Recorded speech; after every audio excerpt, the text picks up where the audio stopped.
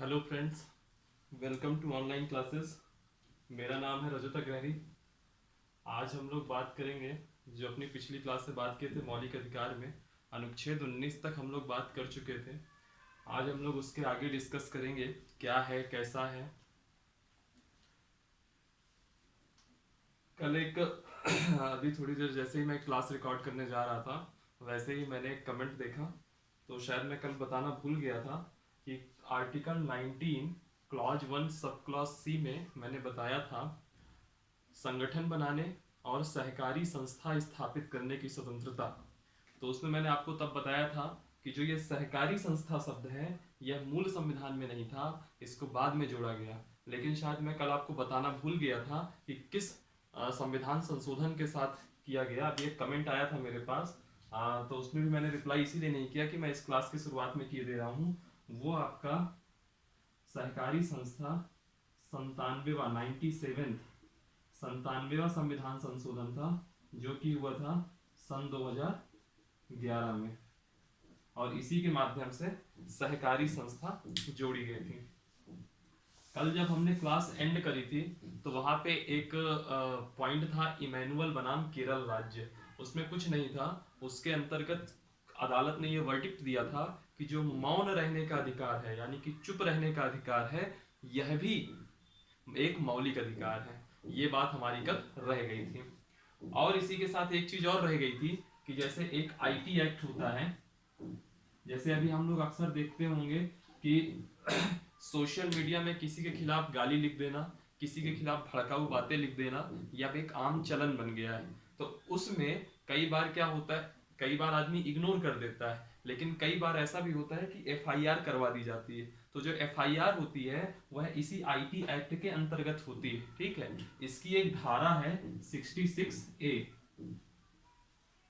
66A, इसके माध्यम से ये कहा जा रहा था कि जैसे मोबाइल है उसमें इंटरनेट है, सोशल मीडिया है, इन सब में अगर हम कुछ भी आपत्तिजनक लिखते हैं, घोर आपत्तिजनक चीजें लिख देते हैं, तो 66A के तहत उसमें एक सजा का प्रावधान था। लेकिन सुप्रीम कोर्ट ने कहा कि जो 66A है ये एक प्रकार से हमारी अभिव्यक्ति को ब्लॉक करता है, अभिव्यक्ति को रोकने का काम करता है, इसलिए सुप्रीम कोर्ट ने इस धारा को रद्द कर दिया था। 66A को, जो कि आईटी एक्ट की धारा थी, इसको रद्द कर दिया था। बस यही चीज थी जो आर्टिकल 19 में छूट गई थी, उसको यहीं से हम खत्म करते हैं।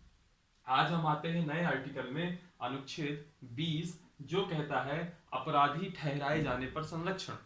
मान लीजिए मैं रजत अग्रहरी कोई क्राइम करता हूं, उस स्थिति में मुझको एक अपराधी कहा जाएगा या अपराधी ठहराया जाएगा पुलिस वालों के द्वारा, या जो भी मेरे खिलाफ केस बनेगा उसमें भी भले ही मैं अपराधी ठहराया गया हूं या मुझ पे आरोप लगे हैं, लेकिन मुझको संविधान कई तरीके के संरक्षण देता है। उन्हीं संरक्षण की आज हमको चर्चा करनी है कि किस हिसाब से वो संरक्षण होते हैं और वो कैसे किसी भी व्यक्ति को अपराधी होने के बावजूद मिलते हैं या फिर आरोपी होने के बावजूद मिलते हैं।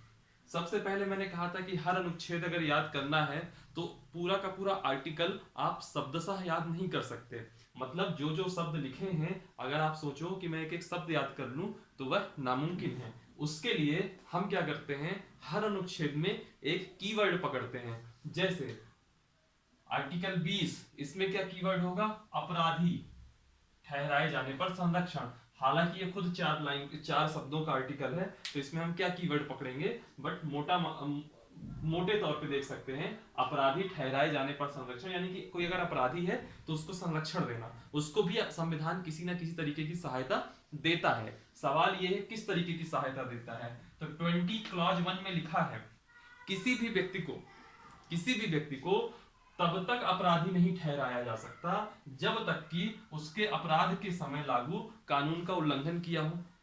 मान लीजिए आज 1 फरवरी है, 1 फरवरी 2021 के दिन 100 रुपए तक की चोरी करना, मान लीजिए अगर ऐसा है कि 100 रुपए तक की चोरी करना कानूनन अपराध नहीं है, और मैंने आज ही के दिन किसी के 90 रुपए चुरा लिए, मुझको पुलिस ने पकड़ लिया, लेकिन तब मैं ये कहूंगा कि साहब मैंने 90 रुपए चुराए हैं, 100 रुपए तक की चोरी के लिए किसी भी प्रकार का सजा का प्रावधान नहीं है, इसलिए 20 क्लॉज 1 कहता है कि आप मुझको गिरफ्तार नहीं कर सकते। यानी कि अगर मैंने कुछ ऐसा काम किया है तो उस काम के आधार पर मुझको तब तक गिरफ्तारी नहीं हो सकती जब तक कि उस समय वो कृत्य अपराध की श्रेणी में आता हो। यानी कि अगर अभी 100 रुपए तक की चोरी करना अपराध की श्रेणी में नहीं है तो मैं 99 रुपए तक या 100 रुपए तक की चोरी कर लूं तो मुझे कोई गिरफ्तार नहीं कर सकता। ये 20 क्लॉज 1 कहता है। ठीक है, एक चीज तो ये कहता है। दूसरा ये कहता है कि मान लीजिए मैंने आज 110 रुपए चुरा लिया, 100 रुपए तक की चोरी का सजा का प्रावधान नहीं था। मान लीजिए मैंने 110 रुपए चोरी कर ली। अब 110 रुपए चुराने पे मान लीजिए कि आज की डेट में हमको 3 महीने की जेल होती है, 3 मंथ्स की जेल है, 3 मंथ्स इम्प्रिजनमेंट। लेकिन अगर अदालत चाहे तो अगर अदालत को ये लगे अरे ये तो आदतन अपराधी हो गया है, क्यों ना इसकी सजा 3 महीने की जगह 6 महीने कर दूं मैं, है ना। लेकिन ऐसा नहीं हो सकता क्योंकि 20 क्लॉज 1 में ही लिखा है कि कानून में प्रस्तावित सजा से ज्यादा सजा नहीं दी जा सकती। अगर 110 रुपए चुराने की 3 महीने की सजा है तो आप मुझको 6 महीने की सजा नहीं दे सकते। ठीक है, ये कहता है 20 क्लॉज 1। 20 क्लॉज 2 क्या कहता है कि एक ही अपराध के लिए मुझको एक बार से अधिक बार सजा नहीं दी जा सकती। मान लीजिए मैंने ये 110 रुपए चुराए, आपने मुझको 3 महीने की जेल दे दी। इसका मतलब ये नहीं कि जब मैं 3 महीने बाद जेल से छूटूंगा तो वापस से मुझको इसी अपराध के लिए वापस से जेल में डाल दिया जाए। यानी कि एक अपराध के लिए मैं एक ही बार सजा का प्रावधान मेरे लिए है, एक ही बार आप मुझे सजा दे सकते हो। 20 क्लॉज 3 कहता है किसी व्यक्ति को अपने ही विरुद्ध गवाही देने के लिए बाध्य नहीं किया जा सकता। यानी कि मान लीजिए मैंने कोई क्राइम कर दिया, पुलिस ने मुझको रिमांड में लिया, पुलिस मुझसे पूछताछ कर सकती है लेकिन मुझको मेरे ही खिलाफ गवाही देने के लिए बाध्य नहीं कर सकती, ऐसा संविधान कहता है। ठीक है, अब मैं एक एक आर्टिकल को वापस से अच्छे से देखता हूं क्या है इसके अंदर के मतलब। 20 क्लॉज 1, ये लाइन लास्ट वाली लाइन को मैं भूल जाइए, अभी केवल इसमें आइए। अभी किसी व्यक्ति को तब तक अपराधी नहीं ठहरा सकते जब तक कि उसने अपराध के समय लागू किसी कानून का उल्लंघन किया हो। पता है इसका अल्टीमेट मतलब क्या है कि अगर मैं चाहूं, आज 1 फरवरी है 2021, मैंने कहा आज के दिन मान लीजिए कि 100 रुपए तक की भी अगर आप चोरी कर लेते हो, मतलब 0 से 100 रुपए तक की चोरी के लिए मान लीजिए आज की डेट में कोई सजा का प्रावधान नहीं था, लेकिन मान लीजिए मैंने आज ही के दिन कानून ला दिया कि अगर आप किसी भी प्रकार की चोरी करो आपको मिनिमम 3 महीने की जेल होगी। मान लीजिए ये मैंने कानून आज लाया, तो अगर मैं ये कानून आज ला रहा हूं तो यह कानून आज से ही लागू होगा। अगर मैं चाहूं कि ये कानून 1 फरवरी 2021 की जगह 1 जनवरी 2021 से चालू हो जाए, लागू हो जाए, तो ऐसा पॉसिबल नहीं है। ये कौन कहता है? ये कहता है 20 क्लॉज 1। इसी को हम शुद्ध हिंदी में कहते हैं कि भूत लक्षी विधायन का निषेध करता है। भूत लक्षी विधायन का निषेध करता है। कई लोगों के लिए ये शब्द थोड़ा अजीब सा लग रहा होगा, उनके लिए मैं हिंदी में इंग्लिश में बोल देता हूं। X past legislation, x past एक सेकेंड विधायन है ना, फैक्टो लेजिस्लेशन।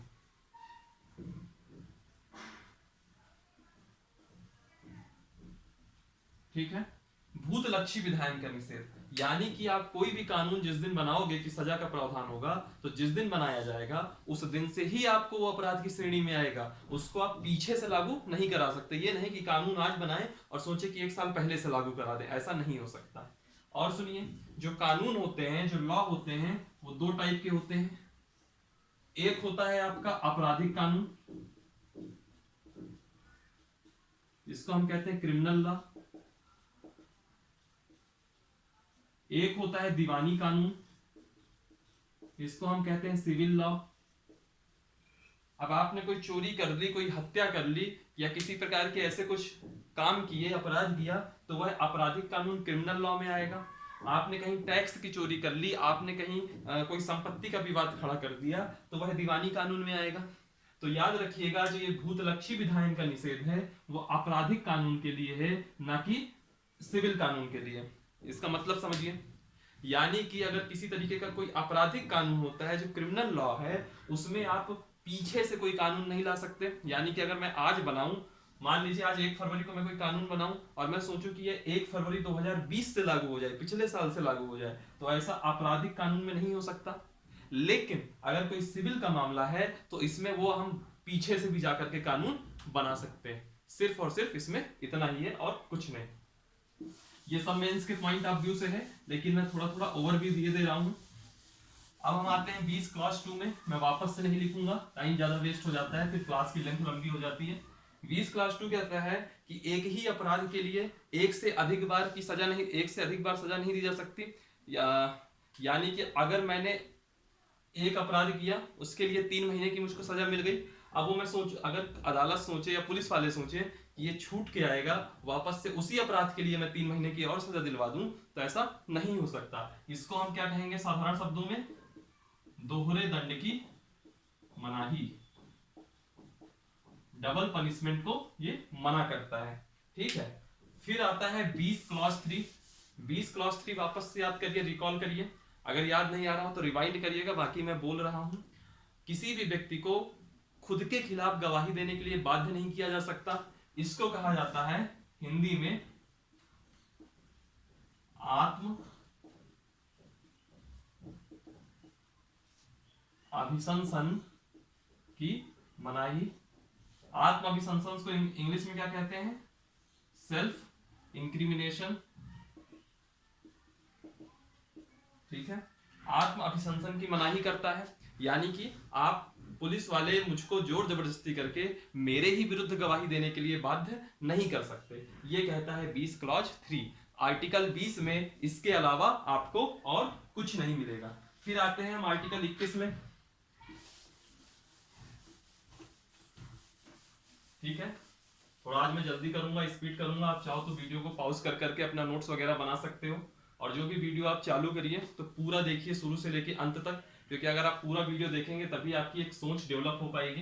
क्योंकि ये सब चीजें जो आप पढ़ रहे हैं ना, ये सब एक कॉन्स्टिट्यूशन बहुत जटिल चीज है, बहुत ही कठिन होता है, बहुत ही कॉम्प्लेक्स है ये। इसको अगर आप सोचो कि बिल्कुल ऐसा वन लाइनर पढ़ के चल दें तो आप क्वेश्चन नहीं सॉल्व कर सकते। सिर्फ आप एक ओवरव्यू जान सकते हैं, और अपने को सिर्फ ओवरव्यू नहीं जानना बल्कि डीप में जाके नॉलेज करना है। अभी आपको एग्जाम के लिए अगर टाइम है तो आप प्रॉपर डीप स्टडी करिए, और ये कोई बहुत ज्यादा टाइम नहीं लेती। पर डे की मैक्सिमम 50 to 55 मिनट्स की क्लास होती है, और अभी धीरे धीरे वो भी आपका टाइम रिड्यूस हो जाएगा। सिर्फ फंडामेंटल राइट्स के समय क्या होता है, जब कोई टॉपिक लंबा होता है तो हम सोचते हैं कि कम से कम क्लासेस में खत्म हो जाए, इसके लिए थोड़ी क्लास की लेंथ लंबी हो जाती है। बहरहाल अब हम आते हैं अनुच्छेद 21 में।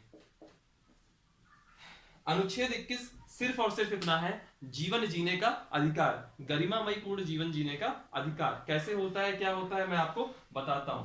क्या होता है, किसी व्यक्ति के जो जीवन और व्यक्तिगत स्वतंत्रता, किसी भी व्यक्ति है, कोई भी व्यक्ति, मान लीजिए मैं ही हूं, जो मेरी व्यक्तिगत स्वतंत्रता है, निजी जीवन है, उसकी जो स्वतंत्रता है, उससे मुझको वंचित नहीं किया जा सकता। यानी कि ऐसा नहीं है कि आप कोई कानून बना दें जो मेरी स्वतंत्रता को खत्म कर दे। ठीक है, और अगर कभी मान लीजिए ऐसी कोई परिस्थिति आती है जहां मेरी स्वतंत्रता को आप कम करना चाहते हैं या कुछ ऐसा करना चाहते हैं, तो प्रॉपर विधि के द्वारा जो स्थापित नियम है उन्हीं से आप मेरी स्वतंत्रता को से आप मुझको वंचित कर सकते हैं, अन्यथा आप मेरी स्वतंत्रता से मुझको वंचित नहीं कर सकते हैं। ये कहता है अनुच्छेद 21। मतलब किसी व्यक्ति की निजी व व्यक्तिगत स्वतंत्रता को विधि द्वारा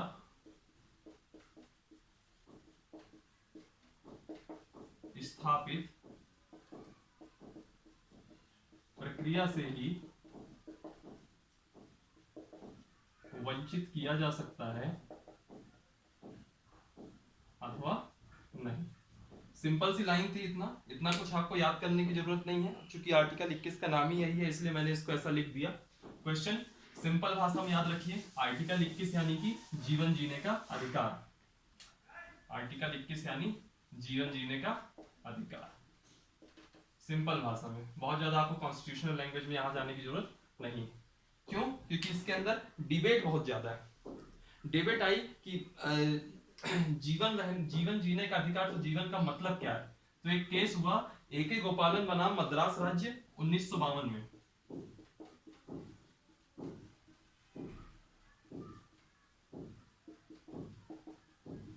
A.K. गोपालन राज्य बनाम मद्रास राज्य 1952 में। इसमें कहा गया जीवन जीने का मतलब सिर्फ और सिर्फ जीवित रहने से है, सिर्फ और सिर्फ जीवित रहने से है, ठीक है, सिर्फ और सिर्फ जीवित रहने से है। फिर एक केस आया मेनका गांधी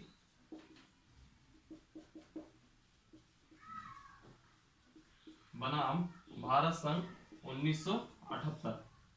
कई बार राइटिंग थोड़ी क्या जल्दी जल्दी लिखने में डिस्टर्ब हो जाती है, तो आप इसको रिवाइंड करके जो मैं बोल रहा हूं उसको आप सुन सकते हैं। कई बार अगर ऐसा भी हो जाए कि साउंड की भी प्रॉब्लम आ गई तो आप कमेंट सेक्शन में जाकर के पूछ सकते हो कि कहा क्या था। मेनका गांधी बनाम भारत संघ, तो यहां कहा गया जीवन जीने के अधिकार में सिर्फ जीवित रहना नहीं बल्कि गरिमामय या गरिमापूर्ण जीवन जीना, ठीक, ये कहा गया इस मामले में, ठीक है। तो आज की डेट में जीवन जीने का अधिकार का मतलब क्या है? सिर्फ जीवित रहना नहीं बल्कि गरिमामय पूर्ण जीवन जीना। ये किस केस में कहा गया? मेनका गांधी बनाम भारत संघ मामले में। डिबेट इससे भी बड़ी एक आती है, डिबेट इससे भी बड़ी आती है, जीने का अधिकार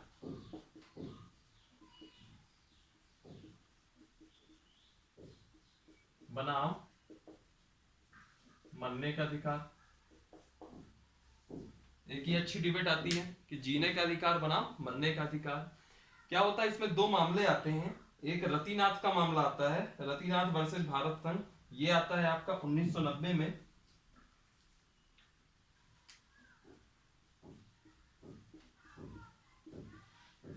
रतिनाथ बनाम भारत संघ, ये आता है 1990 में। और इसमें कहा गया जीवन जीने का मतलब, जीवन जीने का मतलब इसमें जीना भी शामिल है और मरना भी शामिल है, दोनों शामिल है इसमें। यानी कि जीवन जीने का अधिकार में जीना भी शामिल है और मरना भी शामिल है। फिर एक मामला आता है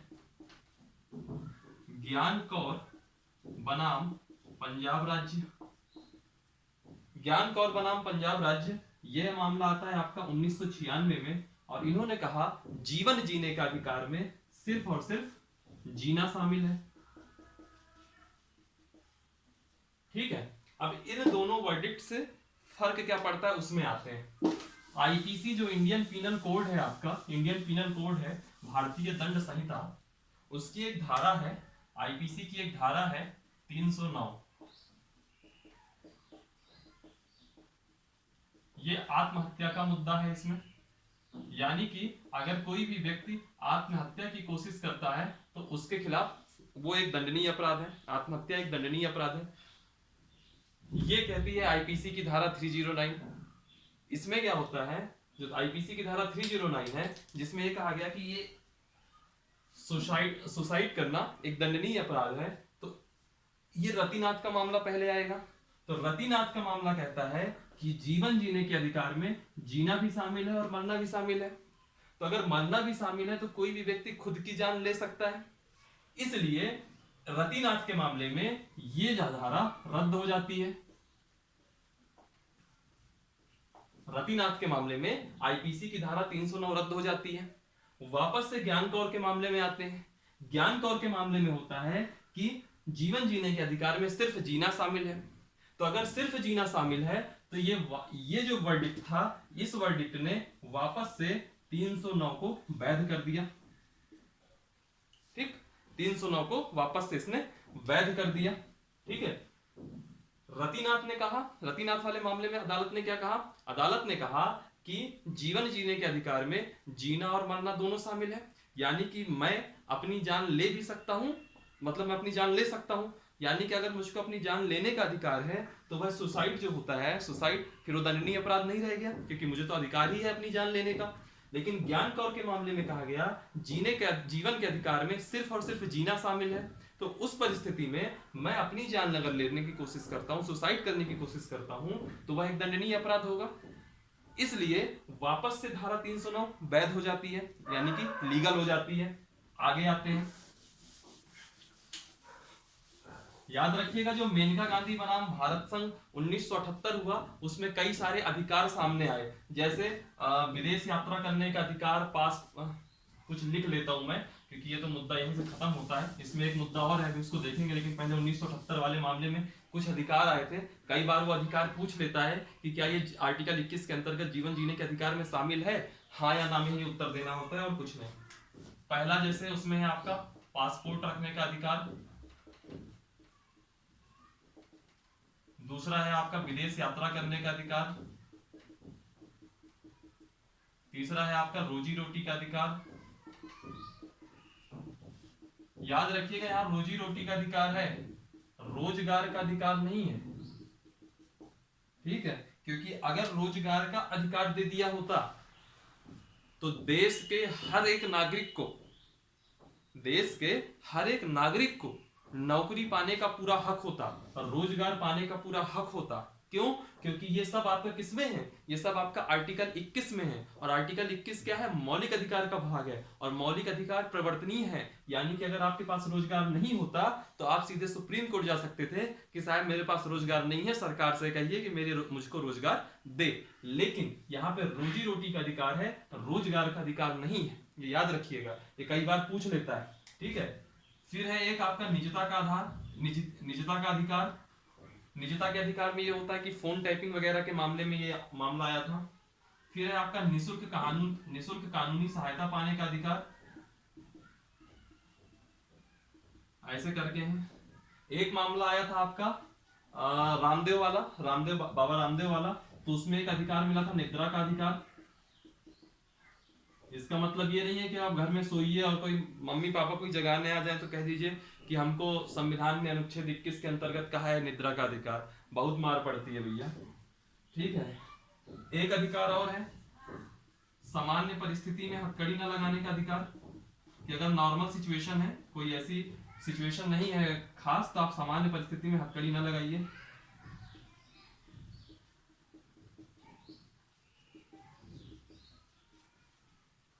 ठीक है। एक मामला और है आपका पर्यावरण के लिए, उसमें यह है कि क्या है, स्वच्छ पर्यावरण का अधिकार, ये एमसी मेहता के मामले में आया था, ये आया था आपका एमसी मेहता के मामले में, केस में वर्डिक्ट आया था, और ये बाबा रामदेव के केस में आया था, ठीक है। इतना ही था और कुछ नहीं। ये मेरे को 1978 का जब मामला बता रहा था मेनका गांधी वाला, तब ये स्किप हो गया था, इसलिए मैंने इसको जल्दी जल्दी रिवाइंड करा दिया। अक्सर इनमें क्वेश्चन पूछ लेता है कि क्या पासपोर्ट रखने का अधिकार मौलिक अधिकार है, आप कहोगे हाँ है। क्या जो है रोजी रोटी का अधिकार मौलिक अधिकार है, आप कहोगे हाँ है। क्या स्वच्छ पर्यावरण का अधिकार मौलिक अधिकार है, आप कहोगे हाँ है। क्या विदेश यात्रा करने का अधिकार मौलिक अधिकार है, आप कहोगे हाँ। क्या झंडा फहराना एक मौलिक अधिकार है, याद करिए आर्टिकल 19 की जब हम बात किए थे तो मौलिक अधिकार है।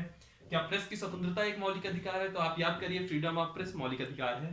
क्या रोजगार का अधिकार मौलिक अधिकार है, तो याद करिए रोजगार का अधिकार मौलिक अधिकार नहीं है, बल्कि रोजी रोटी का अधिकार एक मौलिक अधिकार है। बहरहाल अब इससे हम आगे आते हैं, एक मैटर है इसी आर्टिकल 21 के अंतर्गत डिस्कस होता है, उसका नाम है दया मृत्यु या इच्छा मृत्यु। आप अक्सर सुनते होंगे कि जो है सॉरी, एक अक्सर एक वायरल होती है पोस्ट कि एक किसान है, वो उनकी जो है खेती अच्छी नहीं हो रही है, उनके ऊपर कर्जा ज्यादा है, तो वो सरकार से सहायता मांगता है, और उसके बदले में वो ये तक कहता है कि अगर आप सहायता नहीं देते तो आप मुझको इच्छा मृत्यु की आप परमिशन दीजिए। अक्सर ऐसा आता है। तो हम बात करेंगे आज दया मृत्यु और इच्छा मृत्यु को, क्या है ये, इसको इंग्लिश में कहते हैं यूथनेसिया, ठीक है, यूथनेसिया। इस पे हम बात करेंगे दया मृत्यु इच्छा मृत्यु। सबसे पहले हम बात करते हैं दया मृत्यु है क्या। दरअसल क्या होता है, जब भी कोई असाध्य रोग से पीड़ित हो जाए, यानी कि मुझको कोई एक ऐसी बीमारी हो गई है जिसका ठीक होने की अब कोई उम्मीद नहीं है, तो उस कंडीशन में और मुझको जिंदगी भर तकलीफ ही होनी है, तो उस मामले में कहा जाता है कि इनको दया मृत्यु दे दी जाए या इच्छा मृत्यु दे दी जाए, ठीक है। एक मामला आया था अरुणा शानबाग बनाम भारत संघ 2011, बहुत फेमस मामला है यूथनेसिया के लिए लेकर, अरुणा शानबाग बनाम भारत संघ, ये मामला मैंने क्या बताया अभी 2011। इसमें क्या किया अदालत ने यूथनेसिया को दो प्रकार से डिफाइन किया, दया मृत्यु को दो प्रकार से डिफाइन किया। एक इन्होंने किया सक्रिय यानी कि एक्टिव, एक इन्होंने किया निष्क्रिय यानी कि पैसिव। होता क्या है, दोनों का अंतर समझिएगा। जैसे एक पेशेंट है, पेशेंट कभी भी खत्म हो सकता है या खत्म नहीं हो सकता है, वो वेंटिलेटर पे है या कोमा में है और उसको असाध्य पीड़ा हो रही है, सहन सहन नहीं हो रहा है उसको। कई बार ऐसे भी होता है कि पेशेंट कोमा में नहीं जाता है, नॉर्मल होश आवास में रहता है, लेकिन उसको दर्द बहुत ज्यादा होता है और उसका कोई इलाज संभव नहीं है। मान लीजिए कोई ऐसी कंडीशन आ गई, तो उस कंडीशन में आप अगर उसको दया मृत्यु दे रहे हैं, किन किन परिस्थितियों में दया मृत्यु देते हैं, अभी मैं उन सब आधारों की चर्चा करूंगा। बहरहाल अभी हम आते हैं इसमें, यूथेनेसिया अगर आप दया मृत्यु दे रहे हैं तो दो टाइप की होगी, एक होगी सक्रिय और एक होगी निष्क्रिय। तो सक्रिय में हम सबसे पहले बात करते हैं कि सक्रिय किस तरह की होती है। तो सक्रिय में क्या होता है कि अगर मान लीजिए कोई पेशेंट है, वो सो रहा है, ओ सॉरी पेशेंट है, कोई बीमार है, तो आप क्या करो, उसको एक पॉइजन दे दो, पॉइजन दे दो, या कुछ ऐसा करो, या कुछ ऐसा करो जिससे कि उसकी जान चली जाए, तो यह कहलाएगा एक्टिव, एक्टिव यूथेनेसिया। एक होता है पैसिव यानी कि निष्क्रिय। निष्क्रिय में क्या होगा, इस कंडीशन में जीवन प्रतिरक्षा प्रणाली हटा ली जाए। मान लीजिए वो वेंटिलेटर में है तो वेंटिलेटर ही हटा दो, जीवन प्रतिरक्षा प्रणाली हटा लेना। ठीक है, ये दो टाइप की होती हैं, एक एक्टिव यूथेनेसिया और एक पैसिव यूथेनेसिया। हमारे भारत में एक्टिव यूथेनेसिया की मनाही है। हमारे भारत में जो अगर यूथेनेसिया है भी तो वो क्या है, पैसिव वाला, यानी कि जीवन प्रतिरक्षा प्रणाली हटा लीजिए, पेशेंट मर रहा होगा, अगर पेशेंट की जान जानी होगी तो वो चली जाएगी, इसी को हम कहेंगे दया मृत्यु या इच्छा मृत्यु। अब हम बात करते हैं कि भारत में जो विधेयक प्रस्तावित है, एक प्रस्तावित विधेयक है, उसमें किस टाइप का यूथेनेसिया की बात की गई है। तो जो प्रस्तावित विधेयक है, याद करिएगा मैंने क्या कहा, प्रस्तावित विधेयक। इस विधेयक में चर्चा क्या की गई है, मैं चर्चा कर लेता हूं, ज्यादा नहीं डिटेल में नहीं जाऊंगा, हल्का हल्का। हमारे इंडिया में सबसे पहला पॉइंट है, हमारे इंडिया में निष्क्रिय दया मृत्यु की, निष्क्रिय दया मृत्यु की बात की गई है, ना कि सक्रिय, यानी कि पैसिव यूथेनेसिया अलाउ है, एक्टिव यूथेनेसिया अलाउ नहीं है। दूसरा, जो भी है पेशेंट या जो भी व्यक्ति जो दया मृत्यु की मांग कर रहा है, उसकी उम्र 16 वर्ष से ज्यादा होनी चाहिए। ठीक है। तीसरा, एक डॉक्टर का पैनल होगा, मेडिकल पैनल होगा, वो डिसाइड करे कि इसको दया मृत्यु दी जानी चाहिए या नहीं। चौथा, वह व्यक्ति जिसको दया मृत्यु दी जानी है या फिर उसका कोई गार्जियन हो, संरक्षक हो, उसकी अनुमति आवश्यक है। पांचवा, जो हाई कोर्ट के जस्टिस, हाई कोर्ट के जो जज हैं, वह ही दया मृत्यु को आदेश दे सकते हैं, अन्यथा नहीं। मेडिकल पैनल की रिपोर्ट अनुशंसा के रूप में काम करेगी, लेकिन मेडिकल पैनल के कहने भर से दया मृत्यु नहीं दे दी जाएगी जब तक हाई कोर्ट आदेश नहीं करेगा। ठीक है, ये है आपका आर्टिकल 21। अब हम एक बात करेंगे वही मामले में, फिर आइए मेनका गांधी वाले मामले में। मेनका गांधी वाले मामले में एक चीज रह गई, क्या होता है, जो लॉ होता है ना, वह लॉ 3 टाइप से डिफाइन होता है। पहला, लॉ 3 टाइप से डिफाइन होता है। पहला, विधि द्वारा निर्मित प्रक्रिया,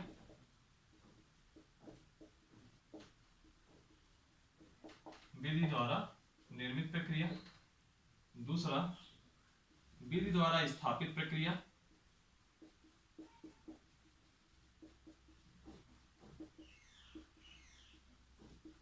तीसरा,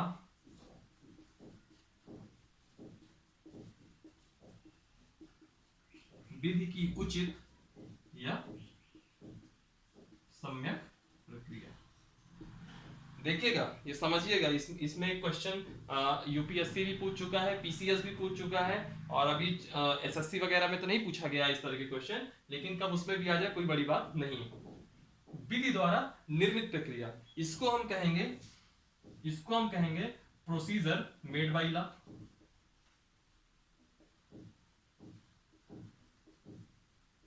इसको हम कहेंगे प्रोसीजर एस्टेब्लिश्ड बाय लॉ।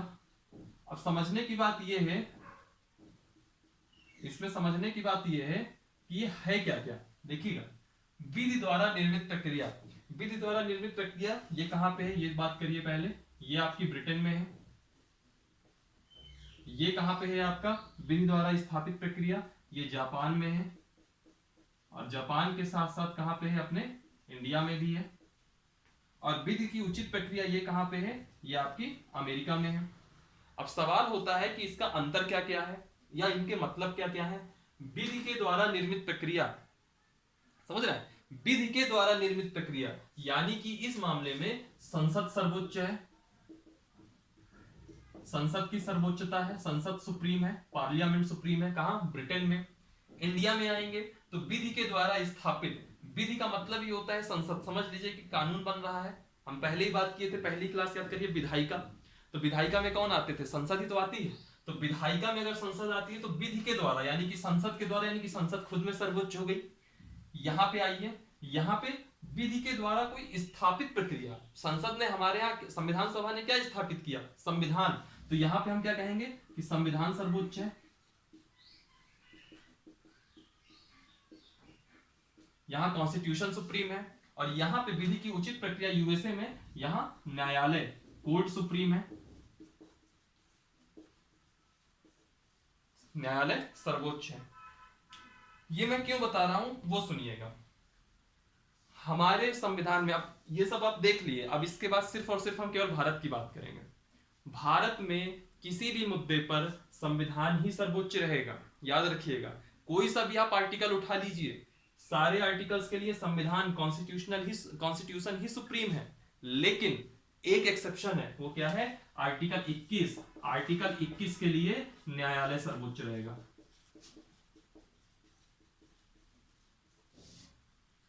बस ये था, ये वजह थी इतना कुछ बताने के लिए। कोई भी आर्टिकल होगा, उस आर्टिकल में भारत में संविधान सर्वोच्च है, लेकिन सिर्फ और सिर्फ आर्टिकल 21 के लिए न्यायालय सर्वोच्च है। और ये वर्डिक्ट कब आया था? ये वर्डिक्ट आया था मेनका गांधी वाले मामले में। मेनका गांधी बनाम भारत संघ 1978। यहीं से हम आर्टिकल 21 खत्म मानेंगे। ठीक है। अब इसके बाद अगला आर्टिकल आता है आर्टिकल 21A। मैंने आपको बताया भी था, आर्टिकल 21 से शुरू में बताया था जब मैंने फंडामेंटल राइट की पहली क्लास ली थी, कि 2 संविधान संशोधन हुए थे। 2 संविधान संशोधन से हमें मतलब है, पहला था 44वां संविधान संशोधन 1978, जिसके माध्यम से आर्टिकल 19 क्लॉज 1 क्लॉज F और आर्टिकल 31 हटाया गया था। और दूसरा संविधान संशोधन था 86th अमेंडमेंट 2002 में, और इसके माध्यम से आर्टिकल 21A जोड़ा गया था। याद रखिएगा, इसमें कोई ब्रैकेट नहीं है, यानी कि ये फ्री आर्टिकल है, इसको किसी के साथ क्लॉज वगैरह मत लगा दीजिएगा। और इसमें है क्या? इसमें सिंपल भाषा में जिसका कीवर्ड है वो बता दे रहा हूं मैं, शिक्षा का अधिकार दिया गया और कुछ नहीं। कैसे शिक्षा का अधिकार दिया गया? कैसे? इसमें कहा गया 6 से 14 वर्ष के बच्चों के लिए निःशुल्क शिक्षा का प्रावधान, निःशुल्क अनिवार्य शिक्षा का प्रावधान।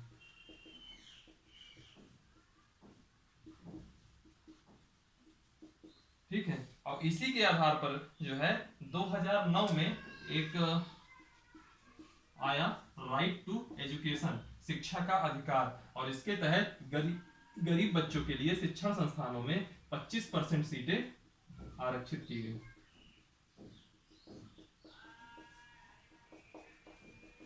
ठीक है, ये था आर्टिकल 21। इसमें आर्टिकल 21 में इससे ज्यादा कुछ नहीं था।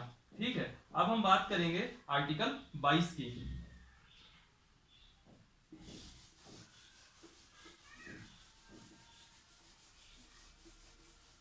आर्टिकल 22 की। आर्टिकल 22 कहता है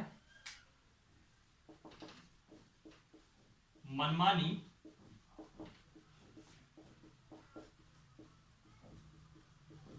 गिरफ्तारी व निवारक नजरबंदी में संरक्षण। बस केवल मैं इतना लिखता हूं, इसका मैं शब्द आपको बता देता हूं और कुछ नहीं। देखिए, किसी भी व्यक्ति को मनमानी गिरफ्तारी, यानी कि अगर आपको कोई गिरफ्तार करता है, पुलिस वाले अगर आपको गिरफ्तार करते हैं, वो था अपराधी ठहराए जाने पर संरक्षण, आर्टिकल 20। अब हम आते हैं आर्टिकल 22 में, मनमानी गिरफ्तारी और निवारक नजरबंदी में संरक्षण। कई लोगों के मन में सवाल आ रहा होगा, ये निवारक नजरबंदी क्या है, ये मनमानी गिरफ्तारी से अर्थ क्या है? सुनिएगा। जैसे मान लीजिए आज मेरे घर में पुलिस आती है, मुझको गिरफ्तार करती है, तो सबसे पहले मैं अगर चाहूंगा क्या, तो नेचुरल है कि मैं कहूंगा भाई मुझे क्यों गिरफ्तार कर रहे हो। अगर मैंने कोई क्राइम नहीं किया है तो ऑटोमेटिकली मेरे दिमाग में आएगा कि मुझे क्यों गिरफ्तार किया जा रहा है, और अगर मैं कोई क्राइम करके चुपचाप दबा बैठा हूं तो मुझे पता है कि मुझे क्यों गिरफ्तार करके ले जा रहा है। बहरहाल, मनमानी गिरफ्तारी के खिलाफ संरक्षण, यानी कि मनमानी गिरफ्तारी के लिए संरक्षण, यानी कि अगर पुलिस आती है, मुझको गिरफ्तार करती है, तो मैं उनसे कह सकता हूं कि मेरी गिरफ्तारी का कारण आप मुझे बताइए। वो कहेंगे कि जाओ, हम तुमको कारण नहीं बताते। तो हम कहेंगे कि संविधान का अनुच्छेद 22 हमको कहता है कि अगर आप मुझे गिरफ्तार कर रहे हो तो मेरी गिरफ्तारी का कारण जानना मेरा हक है। दूसरी चीज, इसी मनमानी गिरफ्तारी में मैं अपने सबसे जो मेरा पसंदीदा कोई वकील है उससे परामर्श लेने के लिए भी मुझको स्वतंत्रता होगी। ठीक है। मनमानी गिरफ्तारी में संरक्षण में एक चीज और है, आज मुझे गिरफ्तार किया गया है तो जिस समय से मुझको गिरफ्तार किया गया होगा उसके 24 घंटे के अंदर निकटतम मजिस्ट्रेट के सामने मुझको पेश करना होगा। जो भी नजदीक में मजिस्ट्रेट होंगे उनके सामने मुझे पेश करना ही होगा। और एक चीज याद रखिएगा, इन 24 घंटों में जो ट्रैवलिंग का टाइम है, जो हॉलीडे वगैरह है, ये सब इंक्लूड नहीं किया जाता है। ये है मनमानी गिरफ्तारी के लिए संरक्षण। फिर बात आती है निवारक नजरबंदी के लिए संरक्षण। कई बार ऐसा होता है कि मेरे होने की वजह से कोई ना कोई अपराध यहाँ हो सकता है। मैं हो सकता है कि मैं यहाँ जनता को भड़का दूं किसी चीज के लिए, या दंगे करवाने के लिए उकसा दूं, या एक अराजकता का माहौल बनाने के लिए उकसा दूं। ऐसी कंडीशन में अगर प्रशासन को लगता है कि इस आदमी के होने से हो सकता है कि दंगा भड़क जाए, अराजकता का माहौल बने, तो प्रशासन क्या कर सकता है, मुझको नजरबंद कर सकता है। यानी मैं अपने घर पे हूं और पुलिस वालों ने मुझे घेर रखा है, मुझे कहीं भी आने जाने की स्वतंत्रता नहीं है, उसको हम कहेंगे नजरबंदी। निवारक नजरबंदी, निवारक नजरबंदी देखिएगा, निवारक नजरबंदी ये होती है। एक चीज थोड़ी इसमें रह गई है मनमानी गिरफ्तारी वाले में, मनमानी गिरफ्तारी वाले में दो लोगों को अधिकार नहीं है। मनमानी गिरफ्तारी वाले में जैसे कि आप मुझसे क्यों गिरफ्तार किए जा रहे हो, मुझे कारण बताइए, मुझे मेरे मनपसंद वकील को लाइए, या 24 घंटे के अंदर उसको मजिस्ट्रेट के सामने पेश करिए। इसमें दो लोगों के लिए ये अधिकार नहीं है, दो लोग अपवाद हैं। वो दो लोग कौन है? पहला, शत्रु अन्य देशी। इसका मतलब क्या होता है अभी बताता हूं, शत्रु अन्य देशी। और दूसरा होता है जिसको निवारक नजरबंदी मिली हुई है। निवारक नजरबंदी क्या है ये तो अभी हम डिस्कस करेंगे ही करेंगे, लेकिन शत्रु अन्य देशी ये पहले बता देता हूं। शत्रु अन्य देशी का मतलब उन देश के नागरिकों के साथ है जिनके साथ हमारे देश का युद्ध चल रहा हो। ठीक है, वह शत्रु अन्य देशीय में आएंगे। अब हम बात करते हैं निवारक नजरबंदी। यहाँ वापस आ जाइए, मैंने अभी आपको बताया निवारक नजरबंदी का मतलब क्या हुआ कि अगर कोई ऐसी परिस्थिति बनती है कि मेरे होने से अराजकता का माहौल बनता है या कुछ भी ऐसी कोई सिचुएशन बनती है तो आप मुझको नजरबंद कर सकते हो। अभी आपने हाल ही में सुना था महबूबा मुफ्ती नजरबंद कर दिए गए थे, फारूक अब्दुल्ला नजरबंद कर दिए गए थे। बहरहाल अभी हम इसमें आते हैं। तो ये निवारक नजरबंदी हमें ऐसा नहीं है कि हर किसी को कर दो, 4 आधार हैं, उन 4 आधारों पर ही निवारक नजरबंदी की जा सकती है। वो 4 आधार कौन कौन है वो देखिए। पहला, स्टेट की सुरक्षा, कभी राज्य की सुरक्षा ही दांव में लगी हो तब निवारक नजरबंदी हो सकती है।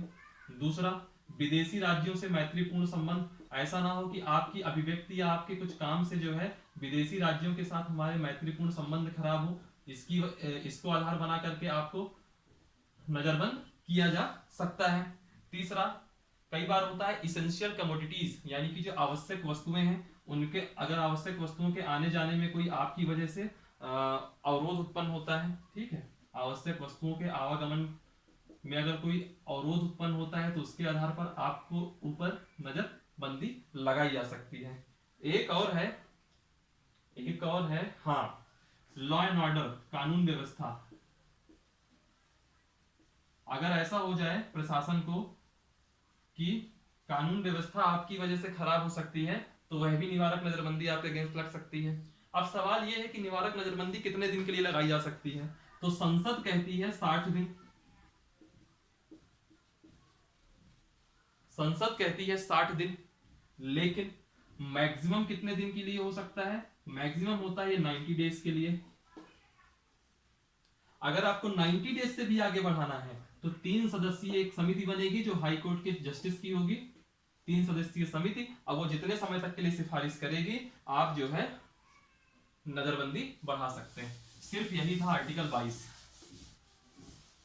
मैं मानता हूं कि थोड़ा जल्दी जल्दी हो रहा है, स्पीड ज्यादा है, आप चाहो तो इसको हर आर्टिकल को समझने के बाद एक बार पॉज करिए, आर्टिकल को अपने दिमाग में रिकॉल करिए, कोई दिक्कत आ रही है वापस से रिवाइंड करिए वीडियो, 10 सेकंड 20 सेकंड जितने भी सेकंड का होगा, वापस से उसको रिकॉल करिए, पढ़िए और रिकॉल करिए। जब तक रिकॉल ना हो जाए आगे आर्टिकल में मत बढ़िए। और रिकॉल करने के बावजूद भी अगर ये आर्टिकल समझ में नहीं आ रहा है तो आप एक कमेंट बॉक्स में एक मैसेज डाल दीजिए कि ये वाला आर्टिकल इस जगह पे नहीं समझ में आ रहा, मैं उसको प्रॉपर एक्सप्लेनेशन करूंगा वापस से।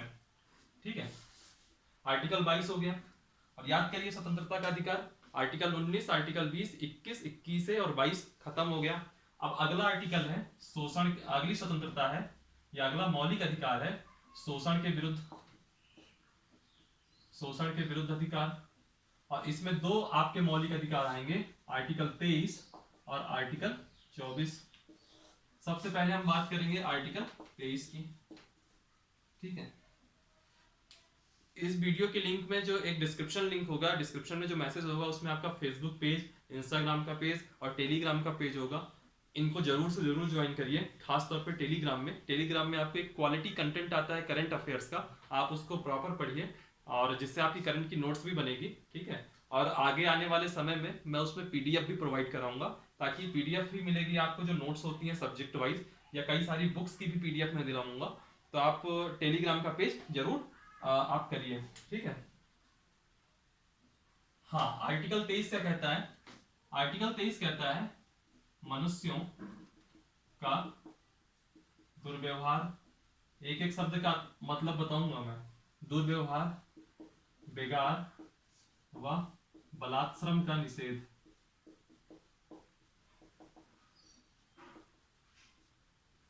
दुर्व्यवहार यानी कि कोई मनुष्य है, आप उसको किसी भी आधार पर उसके साथ आप गलत व्यवहार नहीं कर सकते।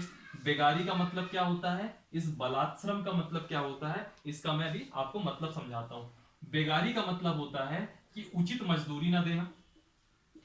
मान लीजिए कोई काम है, उसने ऐसा पूरा दिन लगा रहा और पूरे दिन की उसकी मजदूरी बनती है 500 रुपए और आपने उसको पे किया सिर्फ 200 रुपए, तो वह बेगार में आएगा, उचित मजदूरी ना देना। और बलात्संग का मतलब होता है कि अगले की इच्छा ही नहीं है काम करने की और आप जबरदस्ती उससे आपने काम ले लिया, यानी कि इच्छा के विरुद्ध काम करवाना,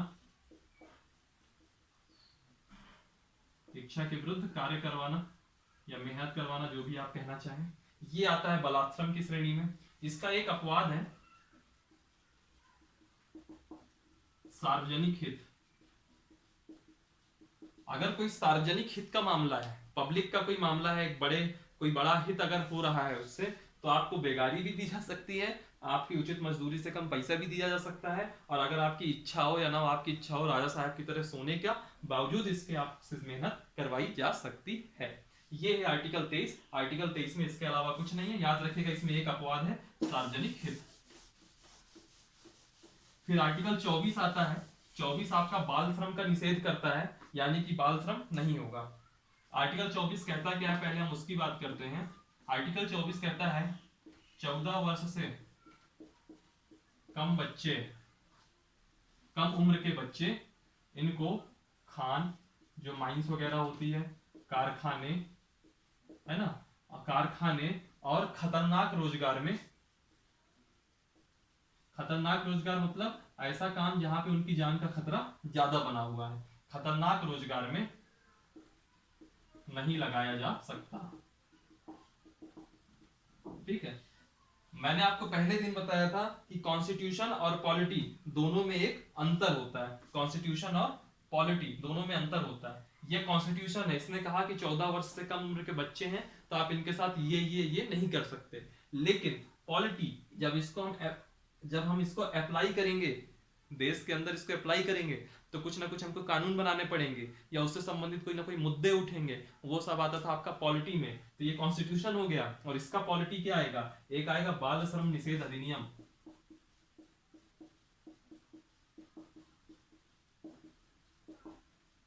बाल श्रम निषेध अधिनियम, और ये जो आपका बाल श्रम निषेध अधिनियम आता है, ये आता है 1986 को। ठीक है, और इसमें कहा गया कि 18 वर्ष की उम्र तय की गई, 14 की जगह 18 कर दिया गया इसमें, इस बाल श्रम निषेध अधिनियम में। और इसमें कई सारे आपकी गाइडलाइंस दी हुई है, उसमें जाने की जरूरत नहीं है। हालांकि इसमें कहा गया था कि घरेलू उपक्रम में भी अगर आप काम कर रहे हैं तो भी अपराध की श्रेणी में आएगा। लेकिन 2015 में एक अमेंडमेंट हुआ, मैं इसमें जाना नहीं चाहता था क्योंकि सब मेंस का टॉपिक है, फिर भी मैं कर ले रहा हूँ थोड़ा बहुत। 2015 में एक संशोधन हुआ और उस संशोधन में कहा गया कि जब छुट्टियां वगैरह होती हैं गर्मी की, उस समय में अगर वो भले ही उसकी उम्र 18 वर्ष से कम है, लेकिन अगर वो चाहें तो घरेलू उपक्रम में लगाए जा सकते हैं, बशर्ते कि वह कोई खतरनाक काम ना हो।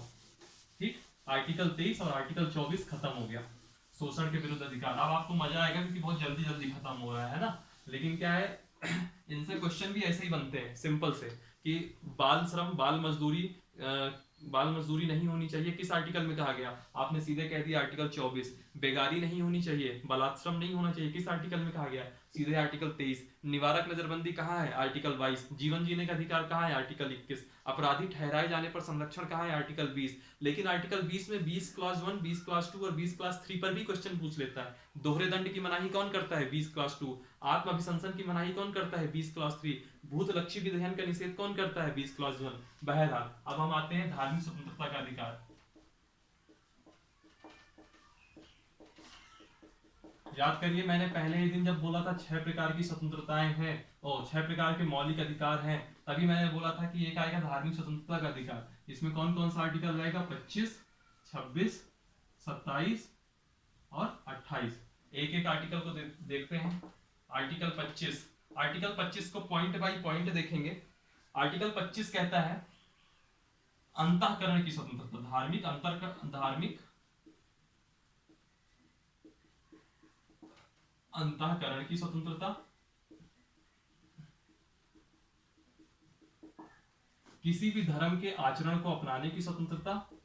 आचरण का मतलब होता है प्रैक्टिस,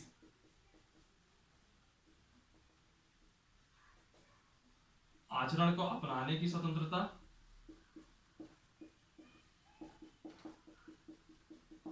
और धार्मिक प्रसार की स्वतंत्रता। ठीक है, धार्मिक प्रसार की स्वतंत्रता, सॉरी धार्मिक प्रसार नहीं, यहां पे प्रचार होगा। प्रसार और प्रचार दोनों में अंतर है। धार्मिक प्रचार की स्वतंत्रता। ठीक, एक तो ये लाइन है, मैं भी इसमें पूरा एक डिस्क्रिप्शन दूंगा, पहले पूरा आर्टिकल लिख लेता हूं। दूसरा कहता है, दूसरा पॉइंट, जो हिंदू धार्मिक संस्थाएं हैं, हिंदू धार्मिक संस्थाएं हैं, यह सभी वर्गों के लिए खुली रहेंगी। राइटिंग थोड़ा कम अच्छी रहेगी यहाँ पे, तो जो है आप, मैं बोलता भी जा रहा हूँ, उसको आप एडमायर करिएगा। और एक चीज बता दूं मैं, ये जो 4 स्वतंत्रता, धार्मिक स्वतंत्रता के अधिकार हैं, इसमें सबसे इंपॉर्टेंट यही आर्टिकल 25 ही है। ठीक है, एक चीज इसमें और कही गई, जो सिख हैं, सिख भाई हैं, उनको कृपाण रखने का अधिकार होगा। कृपाण आप देखते होंगे, हल्का चाकू टाइप का रहता है, सिखों को कृपाण रखने का अधिकार होगा। लेकिन उसमें भी एक लिमिटेशन है, कुछ इंच तक उसकी रहती है, कितने इंच से ज्यादा नहीं होगा। एक पॉइंट और है इसमें कि धार्मिक स्वतंत्रता, अब ये नहीं है कि हमको धार्मिक स्वतंत्रता है तो हम कुछ भी करें। धार्मिक स्वतंत्रता सीमित नहीं, असीमित नहीं है ये कि आप कुछ भी करिए इसमें। सॉरी, धार्मिक स्वतंत्रता असीमित नहीं है बल्कि सीमित है। इसमें कुछ सीमाएं हैं, अब वो सीमाएं देखिएगा। कानून व्यवस्था, लॉ एंड ऑर्डर का उल्लंघन ना हो आपके धार्मिक किसी कार्यक्रम से। सदाचार,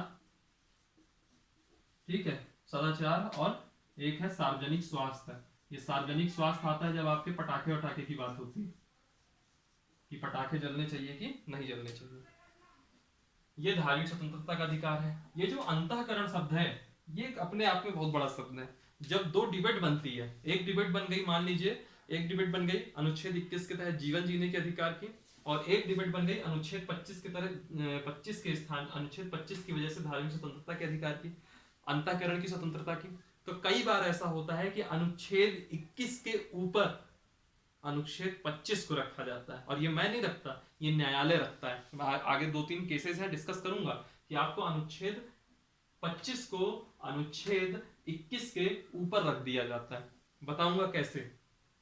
ठीक है, फिर धर्म का आचरण, अगर मैं हिंदू धर्म अपनाया हुआ हूं तो मुझे अपने हिंदू धर्म की प्रैक्टिस करने की पूरी आजादी है। मुस्लिम धर्म अपनाया हुआ हूं तो मुस्लिम धर्म को प्रैक्टिस करने की पूरी आजादी है, जिस धर्म को मैंने अपनाया हुआ है, और उसके प्रचार करने की भी पूरी स्वतंत्रता है मुझको।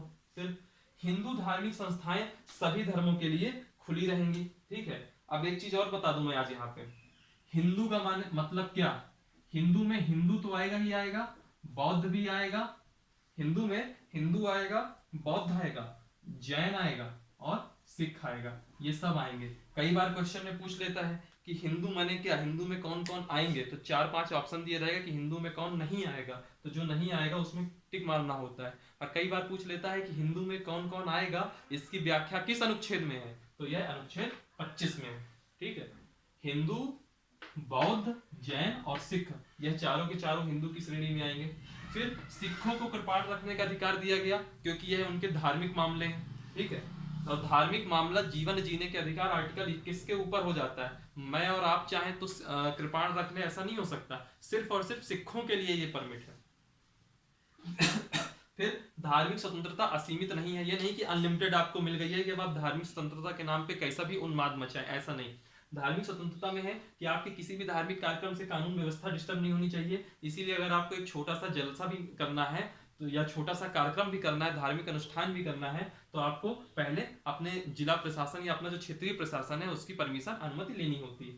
सदाचार, सार्वजनिक स्वास्थ्य, जैसे कि अब आपके पटाखे वगैरह हैं, पटाखे वगैरह सुप्रीम कोर्ट कम कर सकता है। आप कह सकते हो कि ये तो हमारी धार्मिक स्वतंत्रता है, तब सुप्रीम कोर्ट कहेगा कि आपकी धार्मिक स्वतंत्रता जरूर है लेकिन यह सार्वजनिक स्वास्थ्य को प्रभावित कर रही है। ठीक है। ये मामला हुआ 25 में। 25 में कुछ केस स्टडी बनती है, हालांकि वो आपकी अभी के लिए नहीं है, वो मेंस के लिए है। फिर भी मैं एक छोटा छोटा देख लेता हूँ, बहुत ज्यादा नहीं जाऊंगा। जैसे एक मैटर आता है संथारा, संथारा को ही हम कहते हैं सलेखना। इसमें क्या होता है, ये जैन जैन लोग करते हैं। जैन लोग क्या करते हैं, इसमें चले जाते हैं वो एक जगह एकांत में, अपनी भक्ति में डूब जाते हैं और खाना पीना सब छोड़ देते हैं, और तब तक के लिए छोड़ देते हैं जब तक कि उनकी मृत्यु ना हो जाए। ठीक है। ये संथारा सलेखना। हाई कोर्ट ने क्या किया, हाई कोर्ट ने आर्टिकल 21 और आईपीसी की धारा 309 के तहत इसको रद्द कर दिया कि मतलब संथारा एक दंडनीय अपराध है, संथारा कोई नहीं करेगा, ऐसा कहा हाई कोर्ट ने। फिर सुप्रीम कोर्ट ने कहा कि भले ये आर्टिकल 21 के हिसाब से सही नहीं है लेकिन आर्टिकल 25 के हिसाब से ये सही है, तो इसको इन्होंने परमिट दे दी कि संथारा हो सकेगा। यानी कि जीवन जीने के अधिकार के ऊपर धार्मिक अंतःकरण की स्वतंत्रता को, धार्मिक अंतःकरण की स्वतंत्रता को वैल्यू मिली। फिर दूसरी चीज आगे देखिएगा, इसमें धार्मिक अंतःकरण की स्वतंत्रता को वैल्यू मिली। दूसरी चीज इन्होंने कहा, सुप्रीम कोर्ट ने कहा कि अब ये अब जैसे मान लीजिए मैं मुस्लिम हूं, या मैं ईसाई हूं, क्रिश्चियन हूं, और मैं चाहूं, या मैं हिंदू हूं, या सिख हूं, या बौद्ध हूं, और मैं कह दूं कि मुझको भी संथारा करना है, तो सुप्रीम कोर्ट ने कहा कि आप ये नहीं कर सकते, वो फिर दंडनीय अपराध होगा। यानी कि ये सिर्फ और सिर्फ किसके लिए होगा, जैन के लिए होगा, ऐसा इन्होंने कहा। ठीक है। एक ऐसा ही मामला आता है आपका, जैसे पटाखे वाला भी मैंने डिस्कस कर लिया, तो उसको दोबारा डिस्कस करने की कोई जरूरत नहीं। ये था आर्टिकल 25। अब हम बात करते हैं आर्टिकल 26 की। आर्टिकल 26 कहता है प्रत्येक धार्मिक समुदाय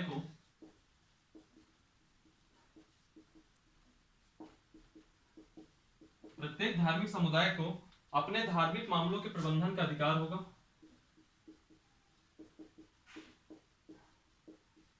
मैं बोलता भी जा रहा हूं क्योंकि राइटिंग तेज तेज लिखने में नहीं बनती। अपने धार्मिक मामलों के प्रबंधन का अधिकार होगा। यहां पे भी एक चीज बता दूं मैं, धार्मिक मामलों का प्रबंधन का अधिकार है, लेकिन जो धर्म से लौकिक मामले हैं, धर्म संबंधी जो लौकिक मामले हैं, बताता हूं ये लौकिक मामले क्या है, इनमें राज्य हस्तक्षेप कर सकता है।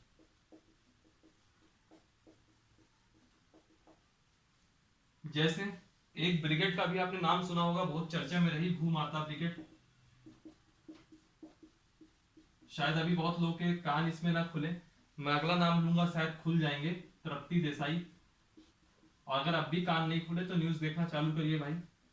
तृप्ति देसाई, इन्होंने 3 चीज का मुद्दा बनाया, एक सबरीमाला का, एक बनाया इन्होंने सनी सिंगापुर का, एक इन्होंने बनाया हाजी अली दरगाह का, कि यहाँ पे महिलाओं की एंट्री नहीं। तो उन्होंने कहा जो सबरीमाला मंदिर के प्रबंधन था, जो शनि सिग्नापुर मंदिर का प्रबंधन था, जो हाजी अली दरगाह के प्रबंधन था, उनका कहना था कि अनुच्छेद 26 हमको कहता है कि हमारा धार्मिक मामला है और हमारे धार्मिक मामले को प्रबंधित करने का अधिकार हमारा है। ठीक है, तब इन्होंने कहा तब ये बात उठी कि हमारा धार्मिक मामला है जिसको प्रबंधित करने का अधिकार हमारा है। लेकिन तब राज्य कहेगा कि भाई आपका तो अधिकार है, मैं मानता हूं, लेकिन क्या मैटर होता क्या है कि यहाँ पे लौकिक मामले खतरे में है। यानी कि आपने एक लिंग की एंट्री करनी वहां बंद कर दी, यानी कि जो महिलाएं हैं वो एंट्री नहीं करेंगी, केवल पुरुष एंट्री कर सकते हैं। यानी कि ये भेदभाव कर रहा है, इसलिए राज्य इसमें हस्तक्षेप कर सकता है। तो ये मैटर था, ये आपका इस लाइन का मतलब था कि धर्म संबंधी लौकिक मामले जिसमें राज्य हस्तक्षेप कर सकता है। 55 मिनट हो गए हैं, तब भी मैं जल्दी जल्दी देख लेता हूं, एक दो आर्टिकल और हैं।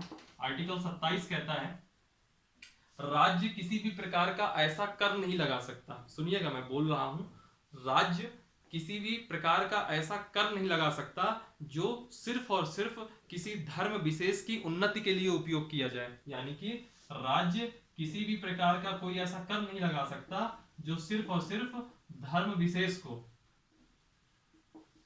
विशेष की उन्नति के लिए खर्च किया जाना हो।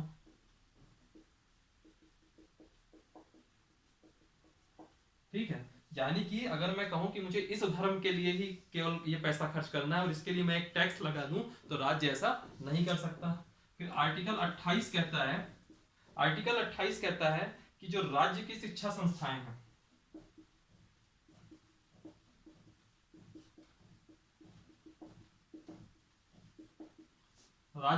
संस्थाएं हैं, उसमें धार्मिक शिक्षा नहीं होगी।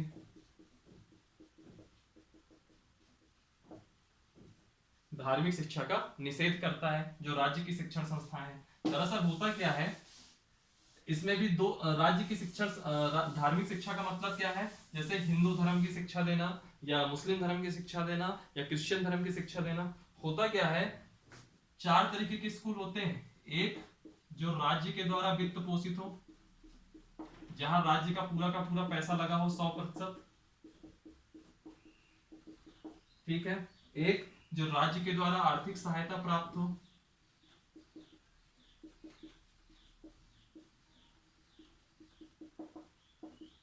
यानी कि कुछ हिस्सा राज्य का लगा होगा।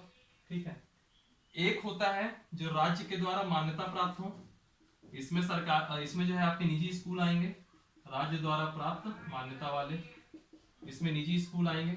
ये 3 कैटेगरी हो गई। देखिएगा, पहले राज्य द्वारा वित्त पोषित, यानी कि जो 100% होगा, इसमें धार्मिक शिक्षा बिल्कुल नहीं होगी, नो। राज्य द्वारा आर्थिक सहायता, यानी कि अगर 100 रुपए खर्च हो रहे हैं उस स्कूल में, मान लीजिए राज्य 40 रुपए दे रहा है, 60 रुपए वहां निजी लोग दे रहे हैं, या फिर कोई ऐसा स्कूल है जो है तो पूरा प्राइवेट लेकिन वो राज्य उसको मान्यता दे रहा है, तो ऐसे दोनों स्कूलों में धार्मिक शिक्षा दी तो जा सकती है, लेकिन धार्मिक शिक्षा लेने के लिए बाध्य नहीं किया जा सकता।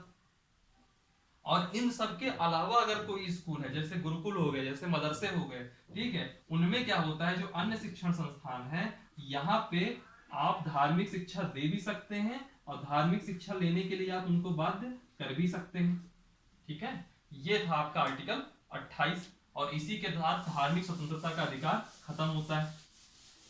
अब इसके बाद हम बात करेंगे आर्टिकल 29 और आर्टिकल 30, जो कि है शैक्षणिक और सांस्कृतिक अधिकार, जिसको हम अगली क्लास में देखेंगे। और वो अगली क्लास आपकी फंडामेंटल राइट की लास्ट क्लास होगी। मैंने पहले भी कहा था ये लगभग 4 लेक्चर ले लेंगे। ठीक है, ये 4 लेक्चर में अपना कंप्लीट हो जाएगा। और चलिए आज क्लास को यहीं खत्म करते हैं। आप लोग भी पढ़ाई करिए, हंसते रहिए, पढ़ते रहिए। वीडियो पसंद आया हो तो लाइक करिए, कमेंट करिए, शेयर करिए। कहीं कोई क्वेरी हो तो जरूर पूछिए और ज़्यादा से ज़्यादा इस चैनल को शेयर करिए। Thank you.